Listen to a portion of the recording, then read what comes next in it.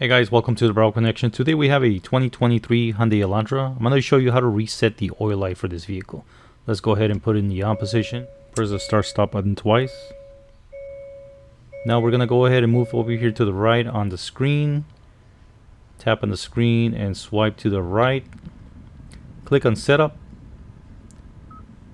There we go. And then we're going to go to vehicle. Click on that. Swipe down.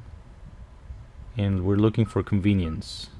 Click on that and you'll see service interval on the right side here. Click on that and then you can see the distance is past due, so we're gonna go ahead and click reset and click yes to reset. You want to do this after the oil change is done so you keep an accurate record. From here you're pretty much done, so you can just go ahead and click home. It's right here in the top. Click on that and that's it.